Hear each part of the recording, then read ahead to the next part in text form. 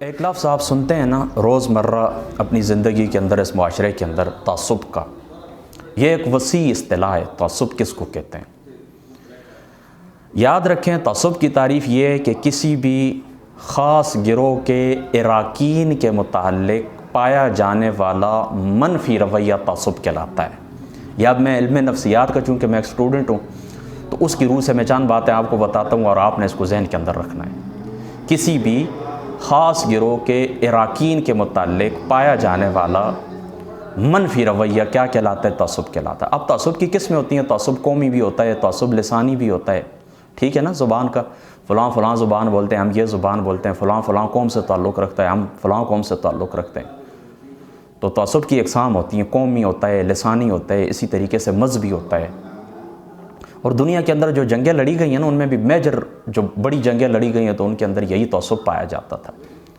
ایک تو جو کچھ اللہ تعالیٰ نے خود ہمیں عطا کی اس کے اوپر قناعت نہ کرنا، اور قومی تعصب، لسانی تعصب کہ فلاں فلاں قوم سے، فلاں جرمن ہے، فلاں اٹالین ہے، فلاں فلاں ہے، یہ قومی تعصب، یہ تعصب کی اقسام ہے۔ اب اس کی کچھ کازز ہیں، کچھ وجوہات ہیں۔ کچھ کازز ہیں تعصب کی، جس کو آپ کہہ سکتے ہیں کہ سماجی وجوہات، سوشل کازز، سماجی۔ دیکھیں، معاشرے کے اندر جس وقت معاشی ناانصافی ہوتی ہے نا، تو تعصب پایا جاتا ہے۔ مثال کے طور پر ایک سرکاری ملازم ہے، وہ 2 لاکھ روپے تنخواہ لیتا ہے، دوسری طرف ایک مزدور ہے تو اس کو کچھ مستقبل بھی نہیں ہے، وہ 10,000 روپے بھی نہیں لے سکتا۔ اب محنت زیادہ کس کی ہے؟ ظاہری سی بات ہے مزدور کار کی ہے، مزدور زیادہ محنت کرتا ہے۔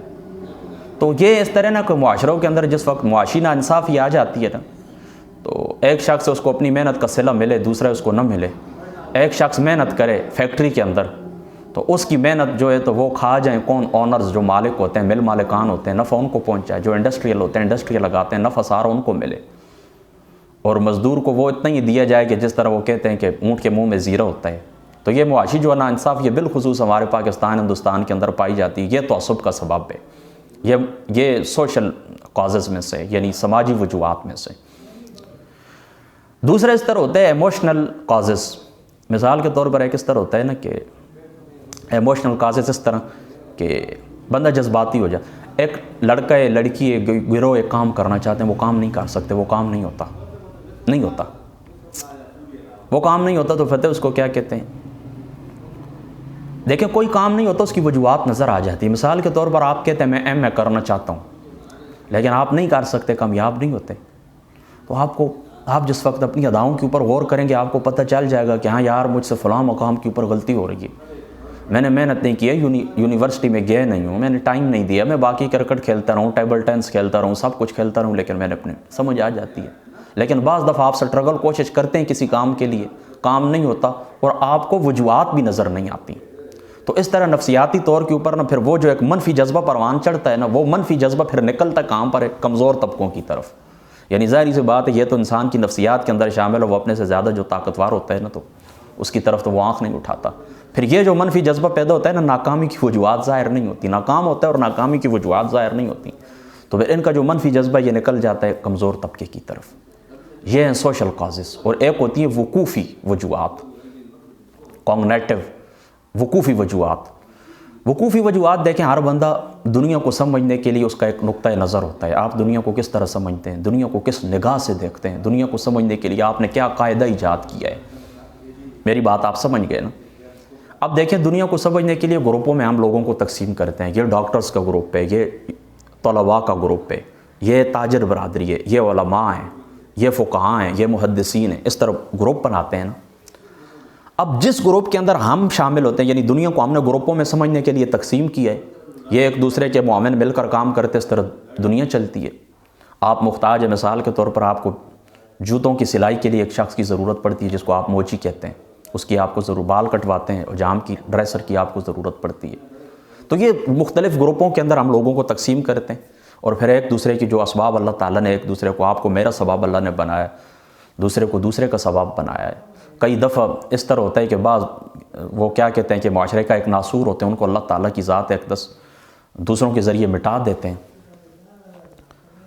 اللہ تعالیٰ قرآن کے اندر بھی کہتا ہے نا، وہ قرآن پاک کے اندر آتا ہے نا، وَقَتَلَ دَاوُدُ جَالُوتَ وَعَلَّمَهُ مِمَّا يَعْلَمُ وَلَوْلَا دَفْعُ اللَّهِ النَّاسَ بَعْضَهُم بِبَعْضٍ لَفَسَدَتِ الْأَرْضُ وَلَٰكِنَّ اللَّهَ ذُو فَضْلٍ عَلَى الْعَالَمِينَ۔ تو یہ اللہ تعالیٰ بعض لوگوں کو بعض سے مٹا دے۔ تو میں عرض یہ کر رہا تھا کہ وقوفی وجوہات یہ ہوتا ہے نا کہ دنیا کو سمجھنے کے لیے ہم دنیا کو گروپوں کے اندر تقسیم کرتے ہیں، افراد کو گروپوں کے اندر تقسیم کرتے ہیں۔ تو جو گروپوں کے اندر ہم تقسیم کرتے ہیں نا، تو کسی نہ کسی گروپ کے اندر تو ہم بھی شامل ہوتے ہیں۔ مثال کے طور پر میں اب اسٹوڈنٹ ہوں، مجھے آپ اسٹوڈنٹ بھی کہہ سکتے ہیں، میں 3rd ایئر کا اسٹوڈنٹ ہوں، یونیورسٹی اسٹوڈنٹ ہوں میں، آپ مجھے اسٹوڈنٹ بھی کہہ سکتے ہیں۔ اور میں الحمدللہ چلو طبقہ علماء کے اندر بھی آپ چلو علماء نہ کہیں مذہبی لوگ، آپ جو گروہ ہے ان کے اندر آپ مجھے شامل کر لیں تو اس کے اندر میں شامل ہوں نا۔ اس طریقے سے آپ جو ہے کسی نہ کسی گروہ کے تاجر برادری کے ساتھ آپ کا تعلق ہے، ہو سکتا ہے آپ ٹیچر ہوں، سکول کے ٹیچر ہوں، اساتذہ کا جو گروہ ہے اس کے اندر آپ کا تعلق ہے، ہو سکتا ہے آپ ڈاکٹر ہوں، آپ وہ کلا ہوں، کسی گروہ سے آپ کا بھی تعلق ہوتا ہے۔ تو جس گروپ کے اندر ہم ہوتے ہیں نا اس کو کہتے ہیں ان گروپ، اور جس باقی گروپوں کے اندر جو نہیں ہوتے ہیں، جن گروپوں کے اندر ہم شامل نہیں ہوتے ہیں، وہ ہوتے ہیں آؤٹ گروپ۔ اب میں اسٹوڈنٹ ہوں نا، تو اس کا مطلب ہے کہ میں اساتذہ کے گروپ میں سے نہیں ہوں، میں وہ کلا ڈاکٹرز کے گروپ میں سے نہیں ہوں، تو وہ آؤٹ گروپ پہ ہیں۔ اب نفسیاتی طور پر جس گروپ کے اندر ہم شامل ہوتے ہیں نا، اس کی اتنی چھوٹی سی خوبی بھی ہم بڑھا چڑھا کے پیش کرتے ہیں، اور دوسروں کی جو ہمارے آؤٹ گروپ ہوتے ہیں نا، ان کی بڑی بڑی خوبیاں بھی ہم نظر انداز کر دیتے ہیں، اور ان کی چھوٹی چھوٹی جو خامیاں ہوتی ہیں نا، تو ان کو ہم بڑھا چڑھا کے پیش کرتے ہیں۔ یہ تعصب کی تعریف، اور یہ ہو گئی تعصب کی وجوہات۔ اب حال بھی بتائیں ان کو ختم کیسے کیا جائے۔ برداشت، بچوں کو برداشت کی تعلیم دے، استاد اپنے شاگردوں کو، اسٹوڈنٹ کو برداشت کی تعلیم دے۔ دیکھیں نا، بچے رویے اپنے والدین سے ہی سیکھتے ہیں۔ ایک شخص مجھے اچھا لگتا ہے نا، میں اس کے گھر جاتا ہوں، میں دیکھتا ہوں اس کی ڈریس سے، اس کے کپڑوں سے، خوشبو سے میں متاثر ہوتا ہوں، لیکن میری والدہ، میری امی جو ہے، وہ اس شخص کے مخالف ہے، اس عورت کے مخالف ہے۔ وہ کہتی نہیں بیٹا یہ اس طرح ہے، اس طرح ہے، اس طرح ہے، اس طرح، ایک نہیں، دوسری نہیں، چوتھی نہیں، 5ویں نہیں، 6ٹھی دفعہ میں بھی مبتلا ہو جاؤں گا اپنی والدہ کا، میں مقلد بن جاؤں گا کہ ہاں نہیں۔ تو اپنے بچوں کو برداشت کی تعلیم دیں۔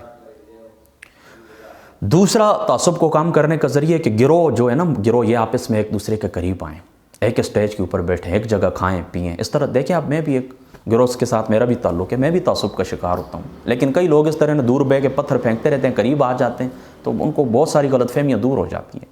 تو اس طرح ہو سکتا ہے کہ آپ لوگوں کے پاس بیٹھیں، ان کے قریب جہاں آپ کی غلط فہمیاں دور ہو جائیں۔ تو بین الگروہی رابطہ، یعنی گروہوں کے درمیان رابطہ ہونا چاہیے۔ میڈیا اپنا اچھا کردار ادا کرے، ظاہری سی بات ہے کہ تعصب پھیلانے میں میڈیا کا کردار بھی ہے۔ کسی کو وہ آسمان کے ساتھ لگا دیتا ہے، کسی کو اسفل السافلین میں پھینک دیتا ہے، تو وہ جو دیکھنے والے تھے ان کے بس میں تو کچھ نہیں ہوتا، وہ ٹی وی کو تو نہیں توڑتے، وہ کہتے ہیں نا ہاں تم نے میری جو تصویر پیش کی ہے یہ اس طرح نہیں ہے، میرے قائد کی جو تم نے تصویر پیش کی ہے یہ غلط پیش کی ہے۔ تو میڈیا اپنا کردار ادا کرے۔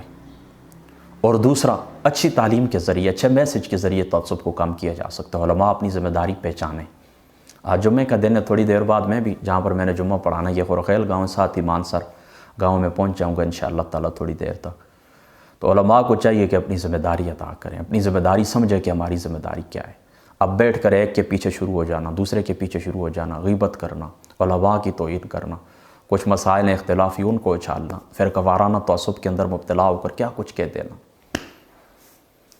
اس کی بجائے اس طرح نا کہ ذمہ داری دیکھیں، میڈیا کی ذمہ داری، صحافیوں کی کیا ذمہ داری ہے کہ وہ معاشرے کے اندر پھیلے ہوئے جو مسائل ہیں ان کی نشاندہی کریں، پھر ان کا حل پیش کریں۔ اسی طرح علماء کی بھی یہ ذمہ داری ہے کہ دیکھیں آپ پاور کے اندر نہیں ہے، لیکن اچھی بات تو آپ کر سکتے ہیں، وَمَا عَلَيْنَا إِلَّا الْبَلَاغُ، تو آپ کہتے ہیں نا کہ ہمارے ذمہ پہنچانا ہے، تو آپ لوگوں کو بتائیں کہ تعصب کس کو کہتے ہیں۔ یہ معاشرے کے اندر جو جرائم پنپ رہے ہیں نا، ان کے خلاف آواز اٹھائیں۔ فحاشی کیوں پھیلتی ہے، چوریاں کیوں ہوتی ہیں، ڈاکے کیوں ہوتے ہیں، ایک دوسرے کے ساتھ تعصب کیوں ہے، نفرت کیوں ہے۔ یہاں پر یہ چھوٹے سا گاؤں ہے نا، تقریباً 4-5 گاؤں ہیں، درجنوں مساجد بھی، مدارس بھی ہیں، یہاں پر سکول بھی ہیں۔ ہر 10 قدم کے اوپر آپ کو ایک مدرسہ نظر آتا ہے، مدرسہ ختیجۃ الکبریٰ، مدرسہ عبداللہ ابن زبیر، مدرسہ عبداللہ ابن عباس، مدرسہ مختلف مدارس آپ کو نظر آتے ہیں۔ یعنی 10 قدم کے اوپر 10 مدرسے تو ملتے ہیں، لیکن 10 کلومیٹر کے اوپر ایک ایماندار آدمی نہیں ملتا۔ میری بات آپ سمجھ گئے؟ اس کا ذمہ دار کون ہے، اس بات کو آپ نے سوچنا ہے، اپنی ذمہ داری پہچانیں۔ بس جتنی ذمہ داری آپ کے اوپر عائد ہوتی ہے اتنی ذمہ داری آپ ادا کریں۔ دوسرے کے جواب دہ آپ نہیں ہیں، آپ اپنے جواب دیں، اور جو آپ کی نگرانی کے اندر ہیں بس ان کی تربیت کریں اچھے انداز کے اندر۔